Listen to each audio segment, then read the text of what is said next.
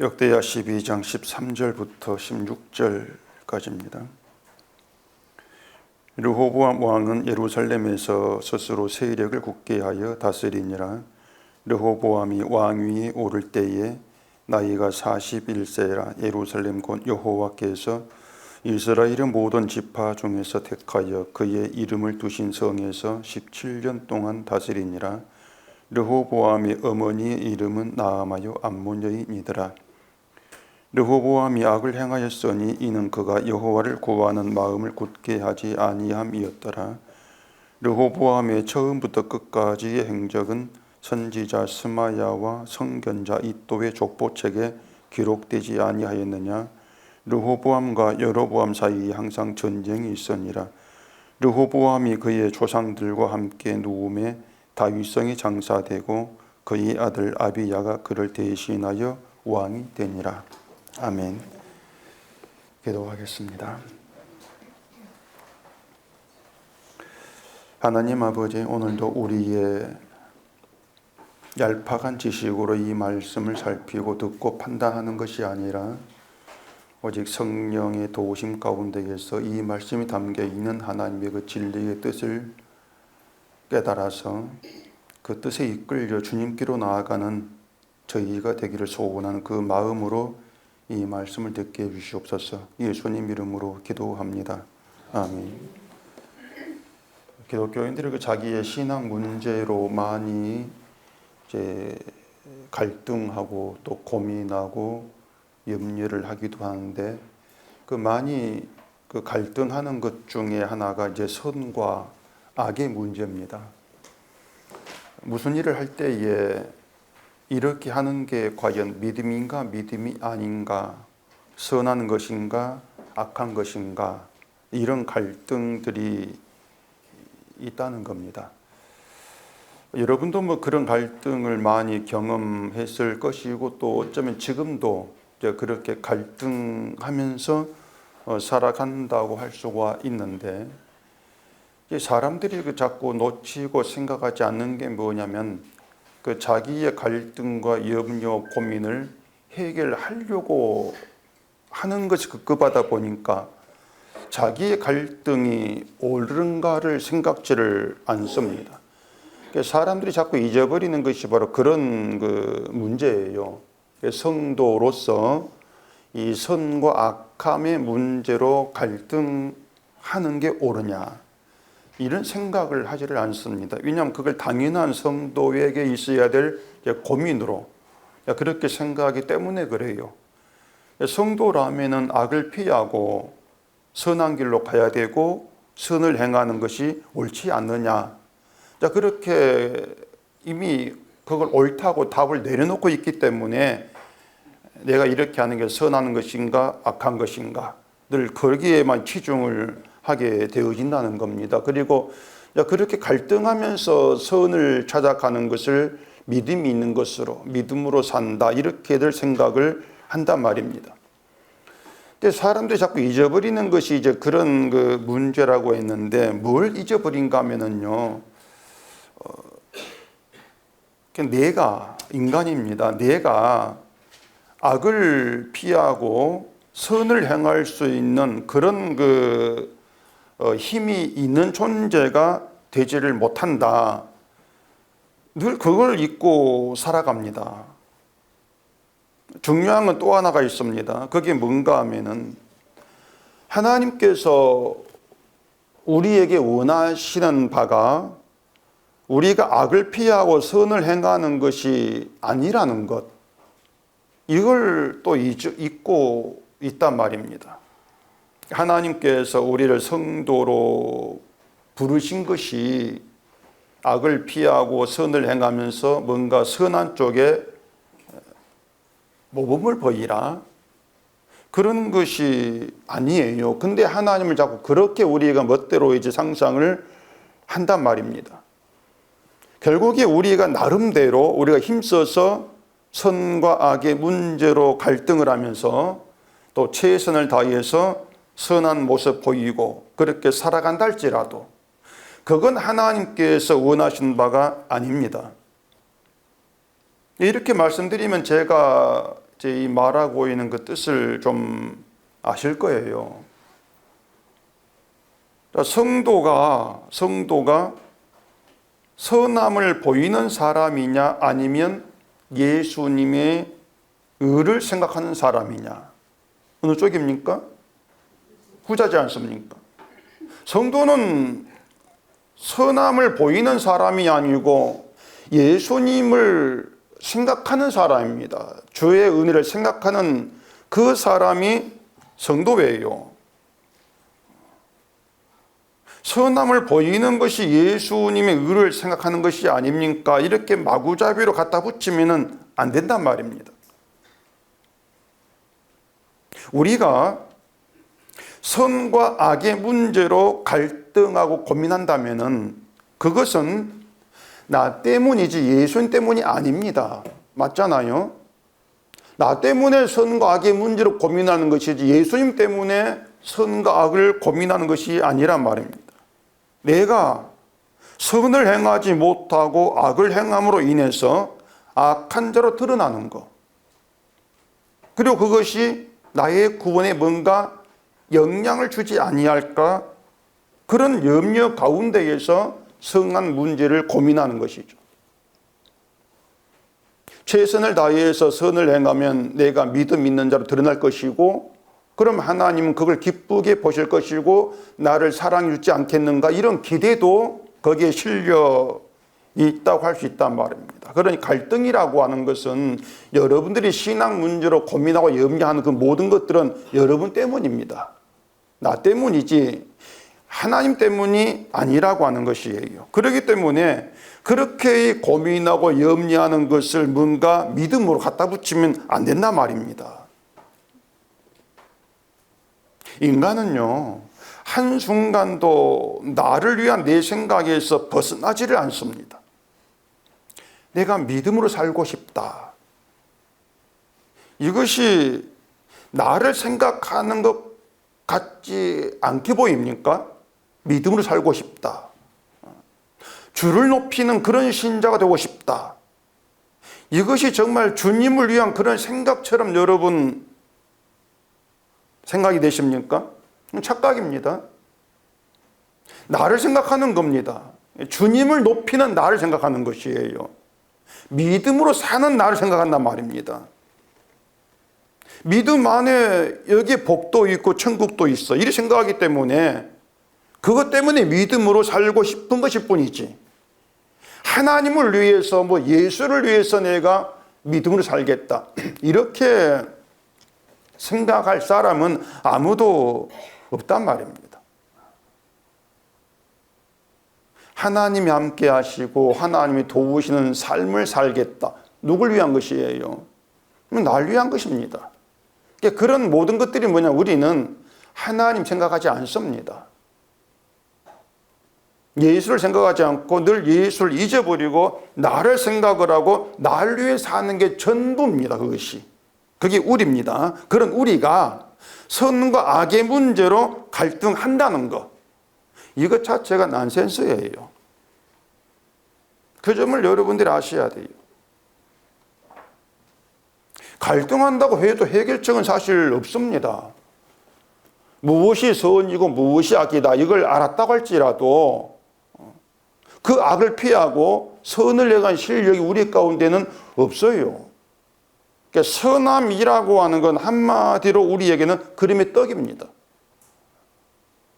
하늘의 별이에요. 딸 수 없는 별이에요. 결국 선악의 문제는 우리 갈등할 문제가 아니라고 하는 것이죠. 그래서 성도에게는요, 이 선악에 대한 갈등, 이것 말고 다른 갈등이 있어야 합니다. 여러분이 성도라면은 선과 악의 문제, 이걸로 갈등하지 않고요, 다른 갈등이 여러분 가운데 늘 실려 있어야 돼요. 그 다른 갈등이 뭔가 하면은 내가 십자가를 자랑하는가 나를 자랑하는가, 이런 갈등입니다. 내가 나를 증거하는가 주를 증거하는가, 이런 문제의 갈등. 같은 말이지만 내가 나를 높이는가 주를 높이는가, 이런 갈등입니다. 그렇기 때문에 선한 문제로 갈등에 이것이 과연 주를 높이는 것이야, 나를 높이는 것이야, 날 위한가 주를 높이는 것이야, 이런 갈등으로 나가셔야 되죠. 그게 성도에게 있을 갈등이란 말이에요.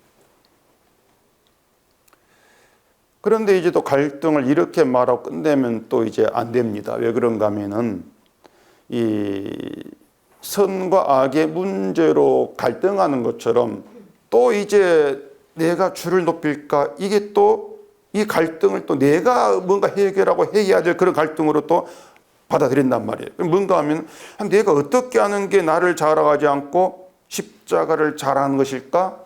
어떻게 하는 게 거기에 초점을 둔단 말입니다. 이런 식으로 선악 갈등하는 것처럼 또 갈등하지 않겠냐 말이에요. 주를 높이는 갈등을 하라고? 그런데 어떻게 하면 주를 높이지? 이런 문제란 말입니다. 그러면서 내가 십자가를 자랑하는 삶을 살아야 될 것 같은데 그렇게 살지 못하는 게 또 고민이 되고, 이런 것들이 뭔가 하면 아까 말씀드린 것처럼 자꾸 잊어버려요. 사람이 자기를 잊어버린단 말입니다. 자, 또 다시 생각해 봅시다. 십자가를 자랑하는 삶을 살아야 한다, 고민하고 갈등한다고 하십시다. 이게 된다고 생각하십니까, 여러분? 여러분, 아니 이게 되겠습니까? 사람이라는 것은요, 우리는요, 내 자랑에 특화된 존재입니다. 내 자랑에 특화되어 있습니다. 그런 우리가 내 자랑 딱 버리고 포기해버리고 십자가를 자랑한다? 절대로 안 됩니다. 늘 제가 장담하는 게 있지 않습니까? 안 돼요. 아니, 사도 바울은 십자가만 자랑했지 않습니까? 그럼 우리도 바울 본받아가지고 십자가 자랑하면 되지 않겠습니까? 바울 됐는데 우리도 바울을 본받아야 됐지. 이런 것들이 어느 교회를 가도 쉽게 들을 수 있는 그런 말들인데, 그렇게 말하는 목사들에게 하고 싶은 말이 눈이 삐었다는 겁니다. 눈이 삐었어요. 근데 이제 그런 목사들만 눈이 삔 게 아니고 인간 자체가 모두 눈이 삐었습니다. 눈이 삐었기 때문에 성경을 제대로 못 봐요. 그래서 무슨 말을 해도 결론은 같습니다. 인간은 어떤 일에도 안 된다는 겁니다. 이게 안 되는 걸 하겠다고 나오니까 문제란 말이에요. 할 수 있는 게 없다. 이걸 잊지를 않아야 한단 말입니다. 근데 그걸 잊어버린다는 얘기예요. 자, 바울이 십자가만 자랑했죠. 예수를 높이고 십자가만 자랑했는데, 그러면 우리가 바울처럼 예수를 높이고 십자가만 자랑하려면은 우리가 뭐가 돼야 됩니까? 우리가 뭐가 돼야 돼요? 죄인이 돼야 돼요. 죄인이란 그건 잘라버리고 십자가만 자랑하기, 이건 가짜란 말입니다. 죄인이 돼야 한단 말입니다. 죄인이 되어야만이 나는 죽고 주가 산단 말입니다. 그런데 내 자랑에 특화되어 있는 그런 우리가 순순히 내가 죄인 되려고 하겠냔 말입니다. 안 합니다. 그걸 싫어한단 말이에요. 그래서 하나님께서 자기 소유로 불러내신 성도에게 수시로 죄인됨이 드러나는 사건을 일으키시는 것입니다. 죄인 되는 건 하나님께서 하신 일이지 우리가 하는 일이 아니에요. 십자가 자랑은 하나님께서 일으킨 사건을 통해서 바울이 십자가를 자랑이 된 것이죠. 자기 죄 있는 자리에서, 죄인의 괴수한 고백 가운데에서. 그렇기 때문에 바울을 본받자 이건 말도 안 된단 말입니다. 하나님이 이런저런 사건들을 통해서 나의 죄와 부딪히게 만드는 겁니다. 늘 내 죄와 부딪히게 만드시면서 예수님의 제산 은혜를 생각나게 하시고, 또 십자가를 이야기할 수 있는, 우리가 십자가를 말할 수 있는 그런 힘을 우리에게 주시는 거예요. 그런 것들이 주가 나와 함께하는 증거가 되는 것이죠. 그래서 성도는 선악의 문제로 갈등하지 않는 것이고, 누가 선하고 누가 믿음이 좋은가 이런 문제를 가지고 비교하지도 않고 싸우지도 않습니다. 내가 높아져야 되고 내가 인정받아야 되고 내가 이겨야 되고, 이게 없어요. 성도에게는 그게 없고 주가 행하신 일, 이걸 잊지 않는 것, 그렇기 때문에 성도와의 인간과의 만남 속에서 내가 이렇게 하는 게 나를 높이는 것인가 주를 높이는 것인가 이게 갈등으로 나와지게 되어진단 말입니다. 뭐 이렇게 말한다 해도 또 금방 잊어버린다는 걸 제가 또 잘 알고 있어요. 그래서 제가 믿는 건 여러분이 아닙니다. 여러분을 제가 안 믿어요. 전에도 얘기했지만은 이렇게 설교해서 안 믿고 와서 실천하겠지? 아이고 만만의 콩도 뭐다. 안 됩니다.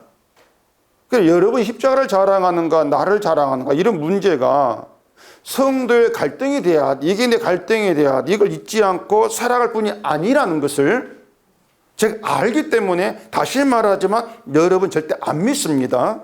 여러분도 자신을 믿으면 안 된단 말이에요. 제가 믿는 건 따로 있습니다. 제가 믿는 것은 여러분을 자기 소유로 삼으시고 부르신 하나님 하시는 일이 있다는 겁니다. 하나님의 그 능력을 믿고 하나님의 사건을 믿고 하나님 일을 믿는 것이지 여러분을 어떻게 믿어요? 믿는 도끼 발등 찍히는데. 그래서 혹시라도 여러분들이 십자가를 자랑하는 그런 이야기가 나온다? 그렇다면 그 영광은요 여러분께로 가는 것이 아니라 하나님께로 가요. 그게 바울의 얘기였지 않습니까? 우리에게 돌아올 건 아무것도 없다는 얘기입니다. 우린 그저 하나님의 영광을 높이고 주를 높이기에 부름받은 도구일 뿐이지 내가 높임 받아야 할 건 아무것도 없이 이게 교회란 말입니다. 그러니 교회는 주만 높임받고 높임받는 인간 아무도 없죠.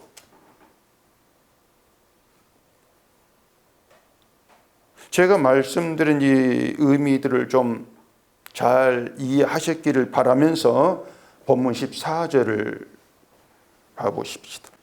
르호보암이 악을 행하였으니 이는 그가 여호와를 구하는 마음을 굳게 하지 아니함이었더라. 르호보암의 처음부터 끝까지 행적은 선지자 스마야와 선견자 이도의 족보책에 기록되지 아니하였느냐. 르호보암과 여로보암 사이에 항상 전쟁이 있으니라. 제가 그 앞에서 말씀드린 모든 내용이 다 이 얘기 다 여기 들어있어요. 이 내용도 결론은 이제 간단합니다. 르호보암이 악하다는 것입니다. 그런데 르호보암만 악하다 이렇게 되면 안 된다는 얘기예요. 르호보암만이 아니에요. 만약 르호보암이 악했구나 이렇게 성경을 보게 되어지면 이 성경은 옛날 있었던 인물 이야기로 끝나겠죠. 인물 이야기로, 옛날 인물 이야기로. 근데 이 성경은요 르호보암만 악한 것이 아니라 우리 악함이 르호보암과 똑같아.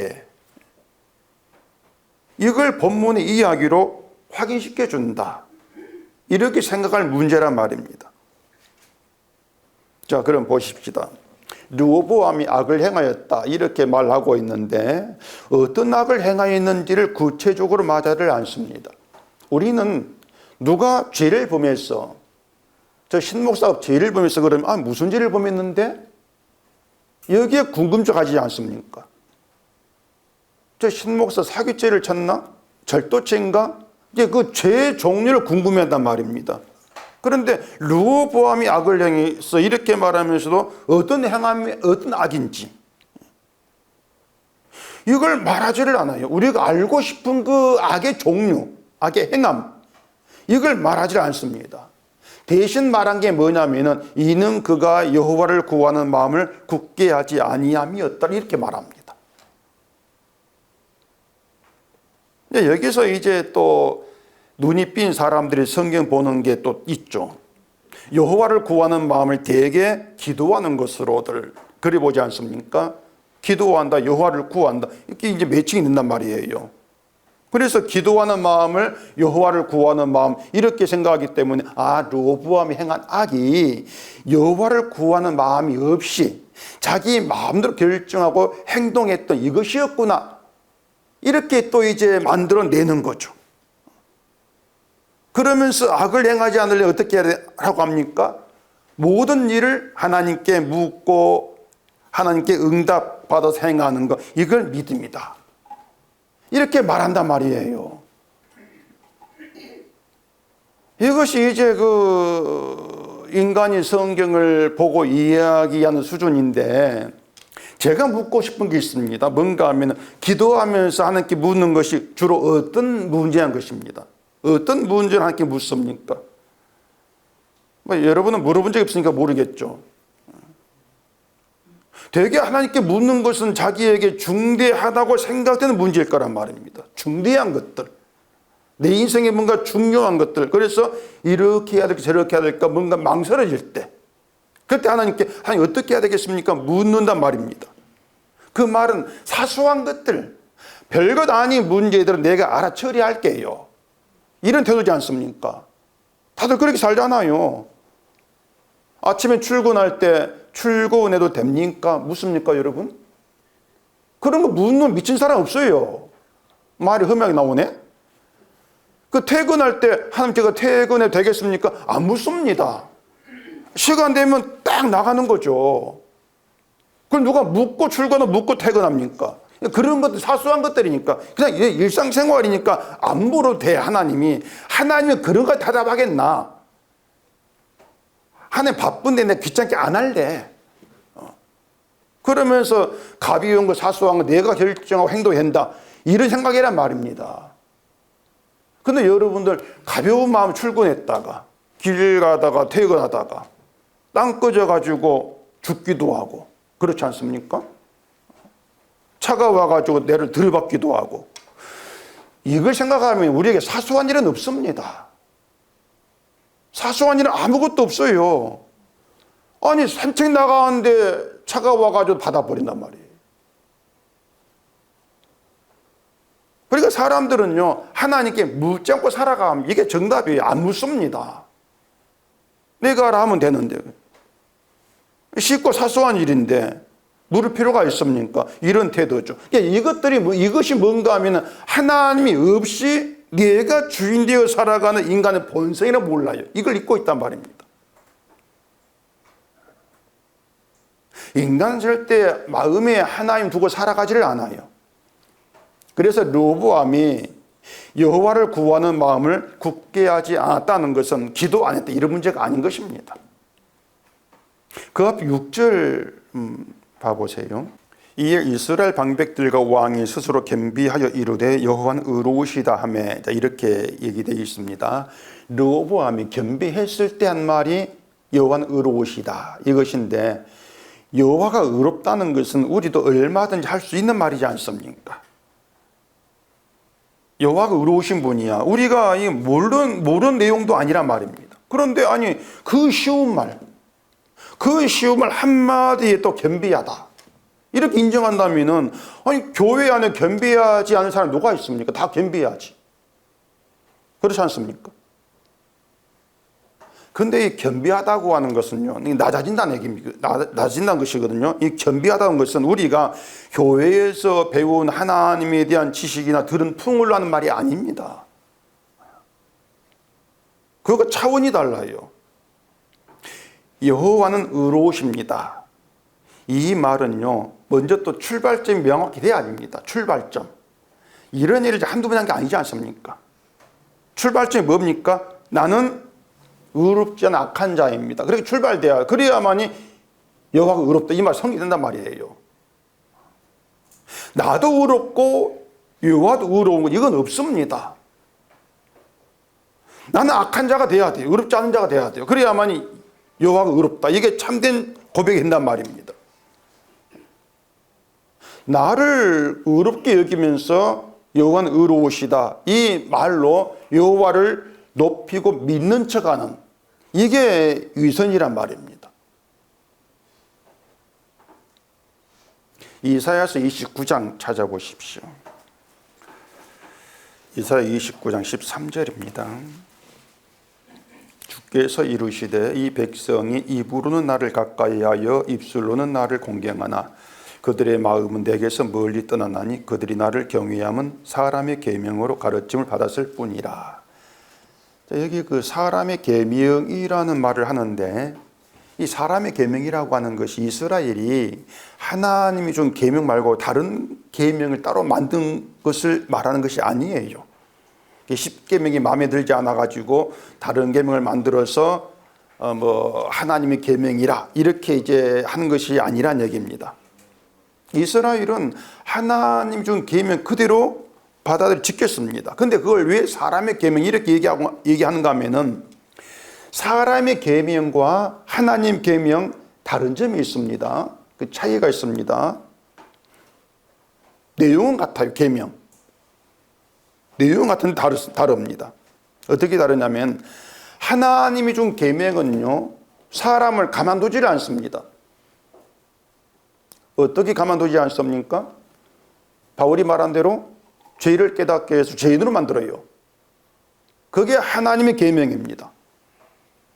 근데 사람의 계명은 사람을 가만두지 않긴 합니다. 근데 어떻게 가만두지 않는가 하면은 어떻게 합니까? 지켜라 하죠. 그러면서 사람을 높입니다. 지키는 자를 실천해라. 실천할수록 믿음 좋은 자 이렇게 높입니다. 이게 사람의 계명이에요. 하나님의 계명은 인간을 죄인 만들어 가지고 낮춰버립니다. 사람의 계명은 인간을 의인되게 해가지고 높여버립니다. 이 차이 다른 점이 있다고 하는 것이에요. 그래서 계명을 실천하고 믿음 좋은 자리에서 난 계명을 실천해 이렇게 믿음 좋은 자리에서 하나님 의로우십니다 이렇게 말하는 것을 입술로만 하나님을 공경하는 것 이렇게 말한단 말입니다. 나는 안 나아지고 하나님 의롭다 이게 입술로 공경하는 거예요. 마음은 이미 하나님에게 멀떠났다. 어떤 의미냐? 내 마음은 낮은 마음이 아니니까. 하나님 가까이 있는 마음은 낮을 수밖에 없어요. 악한 대로 드러나니까. 근데 뭘 떠나 있기 때문에 늘 내 마음은 내가 살아있죠. 내가 높임받아 있죠. 그 상태를 얘기한단 말입니다. 그러니 기도 안 하고 성경 안 보고 교회 안 나오고 이것이 하나님께 마음이 멀어진 거야. 다 그 엉터리 말이에요. 정말 실제적으로 하나님에게 마음이 멀어진 상태. 내가 하나를 높이는 그거. 그렇게 이해하면 될 문제란 말입니다. 그렇기 때문에 겸비함이라고 하는 것은 죄 가운데에서 내가 낮아진 그 자리에서 하나님의 의를 구하는 겁니다. 이게 겸비한 거예요. 그런데 사람이 자기를 죄인으로 깨닫고 죄인 보는 것은 우리가 할 수 있는 일이 아니라 하겠습니다. 하나님께서 함께 하시고 하나님이 행하심으로 내가 죄인 되는 그런 결과 되어진다. 이런 점에서 겸비하다고 하는 거 이것이 바로 뭔가 하면은 하나님에 의한 마음이에요. 하나님이 새롭게 한 마음이 겸비란 말입니다. 그럼 하나님이 우리 마음을 겸비하게 하셨다고 하십시다. 우리가 그 겸비한 마음을 낮아진 나를 죄인으로 보는 그 겸비한 마음을 내가 지키고 유지하면서 늘 하나님 의로우십니다. 이런 마음으로 계속 쭉 갈 수가 있겠냔 말입니다.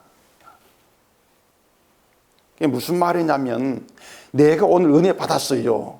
은혜 받았다 갑시다. 은혜 받은 그 마음을 내가 지키고 유지하면 쭉 갈 수 있냐 그 말입니다. 그러니까 안 되죠. 안 됩니다. 나를 죄인으로 보는 그 마음으로 계속 살 수가 있는가? 할 수 없습니다. 누구 보함도 다르지가 않아요. 자신을 하나님 버린 자로 보는 겸비한 마음으로 의로우십니다. 하나님은 이런 고백이 있었는데 그 마음 상태로 계속 가지를 못한 말입니다. 이걸 두고 하는 말이 여호와를 구하는 마음을 굳게 하지 아니했다 이렇게 말한 것이에요.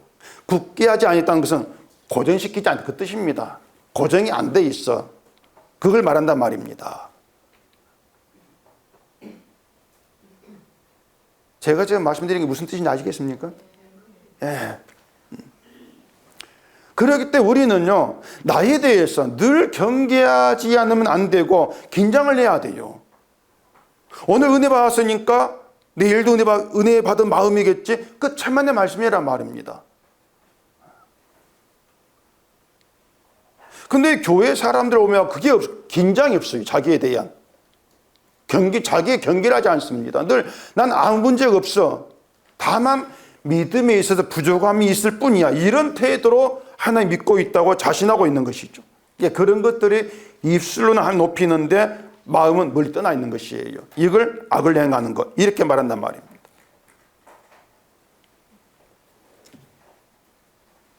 자, 다시 말씀드릴게요. 잘 생각해 보세요. 여러분들이 지금 말씀을 듣고 죄를 깨닫고 죄인임을 알고 예수를 생각하고 십자가를 자랑하는 그런 말을 한다고 했을 때에 그 마음을 내가 계속 붙들면서 지키고 유지할 수가 있는가? 안 된다. 그 얘기를 제가 드렸습니다. 죄를 깨달은 마음으로 주가 의로우십니다. 오늘 고백을 했다면 그 마음 가지고 내일도 주가 의로우십니다. 이런 고백이 나오고 모래 글피 계속 그 마음으로 주를 고백한 상태로 머물러 있을까? 안 된다. 그렇게 생각하시라는 것입니다. 우리는 주를 구하는 그 마음, 은혜 받은 그 마음을 내 힘으로 내야 하는 고정 못 시킵니다. 왜냐하면 주를 구하는 마음도 은혜를 받은 그 마음도 내가 한 것이 아니니까. 고정이 안 되는 것이에요. 그래서 오늘은 분명 죄인이라고 하면서 주의 의를 구해는 내일은 그걸 까맣게 잊어버리고 날 높이는 그런 모습을 드러냅니다. 까맣게 잊어버려요. 이게 인간이기 때문에 이런 인간에 대해서 할 수 있는 말이 뭐냐면 악을 행했다, 그것입니다. 르호보암의 그런 악을 모습을 통해서 우리가 악을 행하고 살아가는 것을 보이고 있는 것이, 이 악을 행하다 여기에서 아니 무슨 악을 행했습니까? 무슨 행동을 했습니까? 물을 필요가 없어요. 그걸 뭐 따지고 살필 이유가 없습니다. 주의 의를 구하는 마음이 아니라 나를 구하는 마음, 늘 내가 높아지길 살아가는 그 마음, 나를 중심으로 하는 그 마음, 그 자체가 모든 게 악이기 때문에 그래요. 그 마음으로 기도를 한다 할지라 악입니다.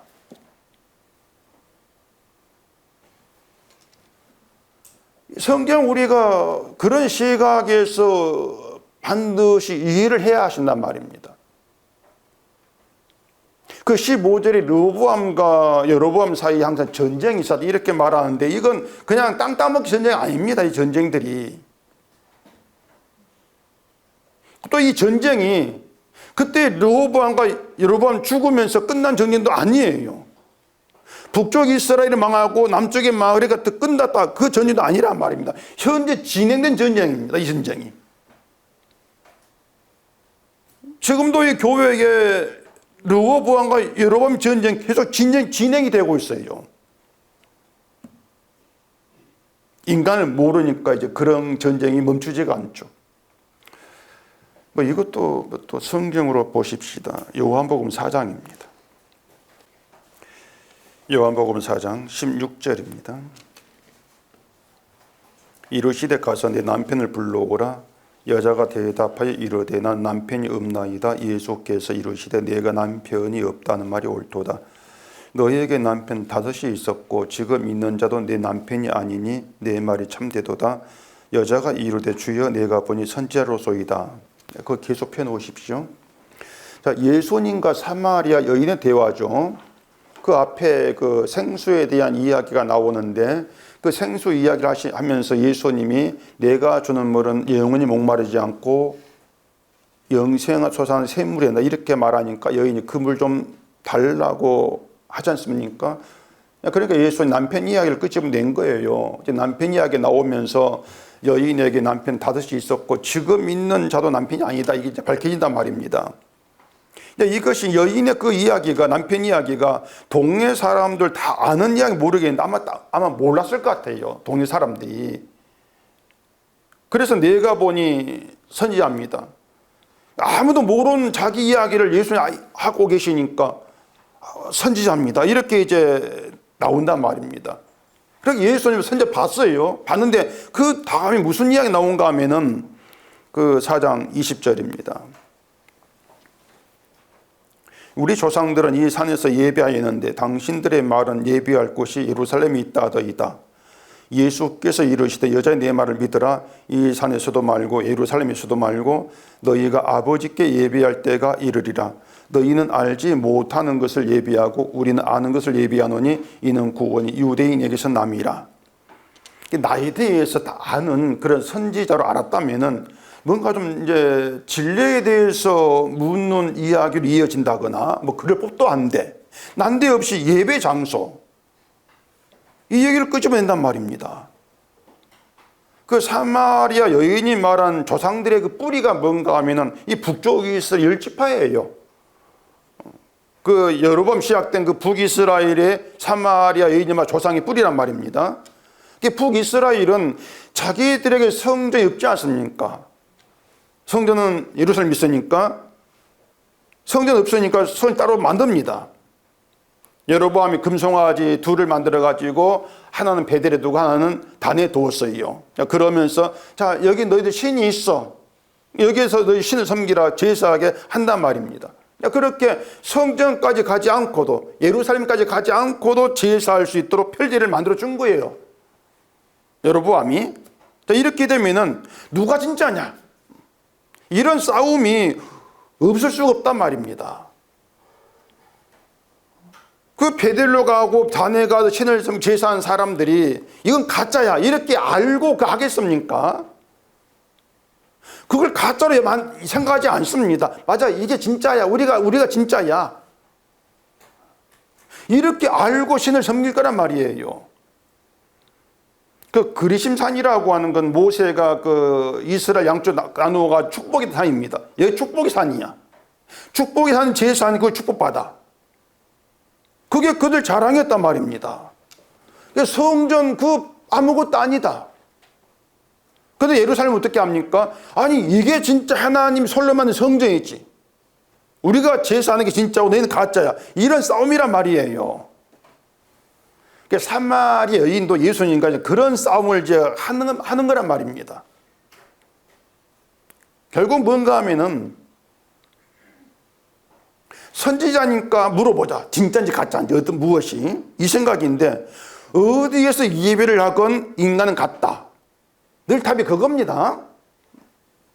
뭘 하고 어디 예배를 드려도 인간은 같다. 이걸 생각지 않는단 말입니다. 그러니까 인간이 누구인가를 잊어버리기 때문에 어디에서 예배하는가를 무엇이 옳은가를 중요하게 생각한단 말입니다. 이것이 바로 지금도 계속되고 있는 교회 집단 계속되고 있는 르호보암과 여로보암 전쟁이에요. 누가 진리냐, 누가 옳으냐, 누가 정통이냐 이 갈등과 싸움이 계속되는 것이죠. 그러니까 교회가 그리스도가 누구냐, 우리가 그리스도를 증거하는 교회를 증거하는가, 십자가를 자랑한 교회를 자랑하는가 이런 갈등들 이런 고민들이 애당초 사라지고 없습니다. 이건 기대할 수도 없는 게 지금 교회의 현실이죠. 그래 교회에서 십자가 얘기가 통하지를 않아요.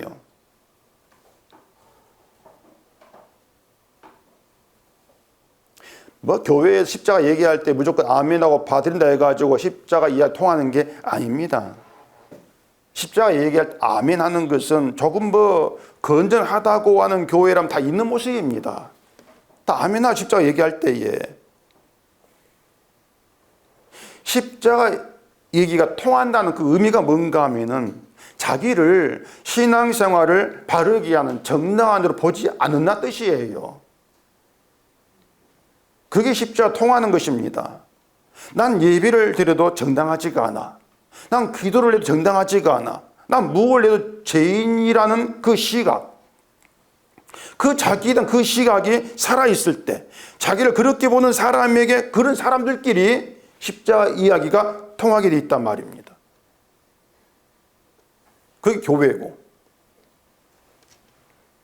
예수님 이 산에서도 말고 예루살렘에서도 말 이렇게 말씀했지 않습니까? 어디에서 예배를 드려도 인간 수준 너희는 똑같아 그것이거든요. 누가 옳으냐 어떻게 하는 게 믿음이냐 이런 논쟁 자체가 부질없다는 것입니다. 결국은 르호보암과 여로보암의 전쟁 다 부질없는 거예요. 아무 의미 없는 전쟁이란 말입니다. 인간들이 그렇게 부질없는 짓거리를 하면서 주를 믿는다. 6월 섬긴다 이렇게 나오더란 얘기입니다. 그게 흘러왔던 인간의 신앙의 세계고 그런 것들을 좀 간파하라는 것이 성경 이야기예요. 결국 인간 자체가 부질없는데 그걸 모르죠. 왜 인간이 부질없는지, 왜 유다의 그런 싸움 부질없는지 또 보십시다. 13절입니다.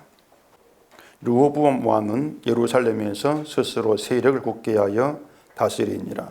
르호보암이 왕이 오를 때에 나이가 41세라 예루살렘 곧 여호와께서 이스라엘의 모든 지파 중에서 택하여 그의 이름을 두신 성에서 17년 동안 다스리니라. 르호보암의 어머니 이름은 나아마여 암몬 여인이더라. 자, 여기에서 여러분들이 이건 좀 뭔가 이상해, 그렇게 느껴지는 그런 게 뭐 있습니까? 예, 어머니 얘기입니다. 자, 이제는 척하면 척이네. 이 르호보암의 어머니의 신상을 밝히고 있는데 이름이 나암하고 암몬 여인이다. 자, 이 성경이 예수님에 대해 이야기한다. 우리 그렇게 알고 있지 않습니까? 그러면은 르호보암 어머니의 이야기, 그 어머니가 암몬 여인이라는 거, 이게 예수님과 어떤 연결점이 있겠습니까? 왜 성경에서 이런 이야기를 밝히고 있냐는 얘기예요. 암몬 여인이란 이방인입니다. 이방 여인이에요. 그리고 르호보암이 이스라엘이 분열된 이후에 유다 왕조의 초대 왕입니다. 남쪽 유다 초대 왕입니다. 근데 그 시작이 어머니가 이방인 암몬 여인이다. 이렇게 시작되고 있단 말입니다. 결국 핏줄로 따지면요, 유다 왕조 정통성이 흔들릴 수밖에 없단 말이에요. 그 정통성을 얘기할 수가 없어요. 이미 엄마가 이방이 시작되고 있는데, 그 예수님이 사마리아 여인에게 구원이 유대인에게 남이라 이렇게 말씀했거든요. 구원이 유대인 난다는 것이 우리는 유대인으로 오신 예수님 메시아, 그 유대인 메시아 우리를 구원하신다, 그 뜻으로 이제 받아들이기도 하는데, 그 유대인이 과연 순수한 유대인이냐 그 말입니다. 예수님이 유대인으로 오신 건 맞아요. 맞는데 그 유대 혈통이 순수한 유대 혈통이냐 그거죠. 아니지 않습니까? 순수하지가 않아요. 이미 유다 왕의 시작에 이방인이 들어와 있는데 핏줄로 따지면 순수하지가 섞여버렸단 말입니다. 이방과 유대 혈통이 섞여 있는 것이에요. 솔로몬도 그 수많은 이방 여인에게서, 그 여인이 1000명 되는데 이방 여인이 자식을 많이 낳지 않겠습니까? 성경에서 말하지 않다 할지라도 많은 자식이 있었을 거예요. 그들이 몽땅 밖에 나가서 우리 아버지 솔로몬이다 그러면서 유대인으로 살았지 않겠냐 말입니다. 유대인으로, 솔로몬의 후손으로. 그럼 그게 진짜 유대인이냐 그거예요. 르호보암의 들을 이어서 그 아들 아비야가 왕이 됩니다. 근데 그 아비야의 어머니는 미가야고 기브아 사람, 이렇게 뒤에 13장에서 말을 해요. 유대인이에요. 아비야의 어머니는. 자, 그러면은 아비야의 어머니는 유대인이라 해가지고 그렇다고 아비야가 자신을 순수한 유대 혈통으로 얘기할 수가 있는가? 아니지 않습니까? 이미 할머니가 암몬 사람이에요. 할머니가 이방인이에요. 그럼 그건 순수한 유대인이 아니란 말입니다. 그 유다 왕족 가운데에서 어머니가 이방 여인으로 확실하게 기록된 사람이 르호보암입니다. 딱 한 사람이에요. 확실하게 기록된 사람이. 유다 왕이 유다가 망할 때까지, 시드기야까지 모두 20명인데 어머니가 다 유대인이라 할지라도, 모두 다 유대인 할지라도 의미가 없단 말이에요. 왜? 이미 이방이 섞였으니까. 그래, 이게 뭘 의미하는가 하면은 앞에서 계속 말씀을 드린 것처럼 인간 자체를 두고 이렇다 저렇다 따지는 것 자체가 부질없다 그겁니다. 따질 어떤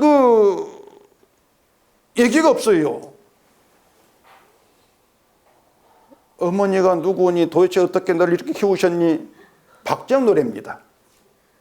박진영? 모르시나? 어머니가 누구니? 아무 의미 없단 말이에요. 그래서 르호보암의 어머니가 암몬 여인으로 시작인데 기록이 되면서부터 유대인이라는 것은 사실 자랑거리가 못 됩니다. 그 15절에서 르호보암의 처음부터 끝까지 행적은 선지자 스마야와 선견 이또의 족보책 기록되었다 이렇게 말하는 것도 그 선지자와 선견자의 족보책 그 기록 그 안에는 그 이야기 안에는 르호보암의 행적 인간 행적이 자랑거리가 될 게 아무것도 없다는 것이에요. 인간의 처음부터 끝까지 모든 행적은 선지자의 이야기 안에서 자랑거리 될 것이 없다. 선지자가 말하는 것, 선견자가 말하는 하나님 얘기거든요. 그 하나님 이야기 속에서 인간의 행적은 자랑거리 드러날 게 아무것도 없다는 것이에요. 그런 의미란 말입니다. 르호보암만 그런 게 아니란 얘기죠. 르호보암이 행한 악이 우리 악이라고 했으니까 우리도 똑같다는 얘기입니다. 모든 인간의 행적들, 우리 행적들이 자랑거리가 될 게 아무것도 없어요. 그렇기 때문에 누가 옳다 누가 그러다 그런 싸움들, 그런 비교 판단들 다 부질없습니다. 그런 점에서 어머니를 통해 태어난 모든 인간 같습니다. 여러분 어머니 없습니까? 혹시 성령으로 잉태된 분이 여기 계세요? 다 어머니 있잖아요. 그래 모두 똑같아요. 부질없어요. 인간이 어머니가 너 어떻게 키우셨니? 아 부질없습니다. 날 뭐 공주로 키웠어. 그 무슨 뭐 그렇게 크신 분도 없겠지만은 다 의미 없는 것들이에요. 그게 이제 우리가 보고 있는 성경 이야기입니다. 다윗이 시편 51편에서 내가 죄악 중에 출생했으며 어머니가 죄 중에서 나를 잉태했다 이렇게 말합니다. 어머니가. 근데 그 다윗의 어머니 이름이 성경에 나와 있지를 않습니다. 다윗 어머니 누군지를 몰라요. 그런데 그 어머니 이름이 무엇이든 누구든 다윗 고백에 따르면 죄인이란 말입니다. 죄인이 다윗을 잉태했고 죄악 중에 출생했다는 것이 다윗의 출생의 비밀이에요. 이것이 어머니를 둔 어머니에게 출생한 모든 인간 출생의 비밀입니다. 죄 중에 출생했다는 것. 이게 여러분께 있는 출생의 비밀이에요. 잘 갖고 계셔야 돼요. 어머니가 유대인이든 이방인이든 죄악 중에 출생하는 게 인간이라는 것입니다. 자, 아직 구원이 유대인에서 난다 이 말 설명 안 했는데 유대인 혈통 의미 없다겠죠. 근데 바울이 이런 말을 했습니다. 표면적 유대인이 유대인이 아니요 이면적 유대인이 진짜 유대인이다. 이 말했단 말입니다. 이면적 유대인 그들이 진짜 유대인이에요. 그 이면적 유대인은 속 사람이 새롭게 된 사람을 얘기합니다. 혈통, 나라 아무 의미가 없습니다. 속 사람이 새롭게 된 그 사람이 유대인이야. 진짜 유대인이야. 이게 바울 말이 있습니다. 이처럼 이면적, 우리가 이면적 유대인이 된다면 그 유대인 되게 하는 그 방식, 우리를 이면적 유대인 되게 하는 그 방식이 우리에게 구원이 된다. 그 뜻으로 구원이 유대인이 난다. 그렇게 말한 것이에요. 자, 이걸 또 성경을 통해 또 보십시다. 요한복음 3장입니다. 요한복음 3장 3절. 예수께서 대답하여 이르시되 진실로 진실로 내게 이르노니 사람이 거듭나지 아니하면 하나님의 나라를 볼 수 없느니라. 니고데모가 이르되 사람이 늙으면 어떻게 날 수 있사옵나이까? 두 번째 모태에 들어갔다가 날 수 있사옵나이까? 예수께서 대답하시되 진실로 진실로 내게 이르노니 사람이 물과 성령으로 나지 아니하면 하나님의 나라에 들어갈 수 없느니라. 자, 여기에서 니고데모 거듭나는 것을 두 번째 모태에 들어갔다가 나야 하는 이렇게 묻습니다. 다시 또 모태에 들어가야 됩니까? 니고데모처럼 거듭나 이렇게 이해한다면은 달라지지 않는 게 있습니다. 뭐가 안 달라집니까? 여전히 어머니에게 나게 되는 거죠. 거듭나는 것도 어머니에게서 또 태어나는 그렇게 된단 말입니다. 결국 죄악 중에 출생하는 게 그대로가 되는 것이에요. 예수는 그게 아니다. 물과 성령으로 나는 것이 거듭남이 이렇게 말씀했단 말입니다. 그러니까 물과 성령으로 한다. 이게 뭐냐면 어머니가 없이 태어나는 거예요. 이게 성도란 얘기입니다. 어머니가 없어 성도는요. 무슨 얘기인지 아시겠습니까? 물과 성령 났으니까. 이게 다시 난 거예요. 그래 어머니가 없단 말입니다. 그러니까 어머니가 없이 다시 태어나는 게 거듭나는 것이다. 바로 이들이 바울이 말한 이면적 유대인이고 진짜 유대인이다. 결국은 진짜 유대인은 어머니가 없는 유대인이라 그 뜻이란 말입니다. 또 집에 가가지고 엄마 내 엄마 아니야 또 그렇게 또 하지 마시고요. 이 말의 의미가 뭔가 하면은 그 어머니가 없다는 것은 이 땅의 육신의 방식이 아니고 하늘의 방식으로 새롭게 태어난 그들이 진짜 유대인, 이걸 지금 말씀하고 있는 것이에요. 그 하늘 방식이 뭔가 하면은요, 물과 성령에서 물은 육신의 죽음을 얘기합니다. 물에 잠겨버리는 것, 죽음을 얘기해요. 물질에 받는 것이 뭔가 하면은 물에 잠겨 죽었다 그 뜻입니다. 노아 홍수 생각하시면 되고 홍해 사건 생각하시면 돼요. 잠겨 죽었다. 그리고 성령 세례는 다시 태어난 거예요. 죽은 자리에 다시 태어나는 게 성령 세례란 말입니다. 그렇기 때문에 물과 성령, 죽고 다시 태어나는 것은 인간 힘으로 안 돼요. 결국 뭔가 하면은 내 힘으로 구원받을 수 없음을 보여주는 게 물과 성령이에요. 이걸 아는 자들을 가리켜서 그러면 이렇게 말한단 말입니다. 물과 성령으로 새롭게 태어난 이면적 유대인에게는 새로운 사고방식이 자라야 합니다. 없던 방식. 그게 뭔가 하면은 내 힘으로 구원받을 수 있는 것이 아니었구나. 내 의가 아니었구나. 이걸 깨닫게 되면서 주의 의를 구하는 거예요. 이게 이면적 유대인 새로운 시각입니다. 그게 하늘 방식이에요. 너희들 힘이 아니다.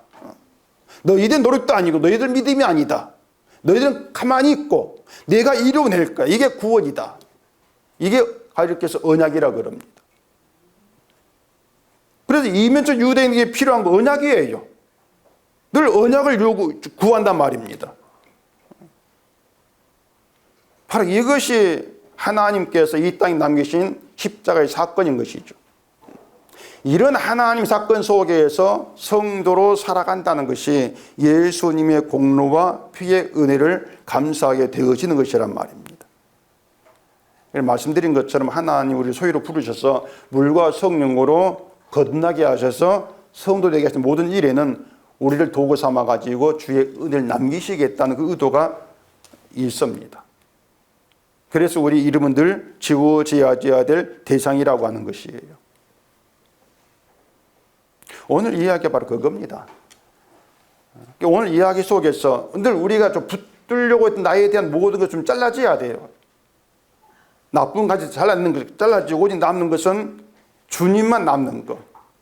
이게 성경입니다. 주님만 남기기 위해서 주님 그 하신 일만 높이게 하는 것이란 말입니다.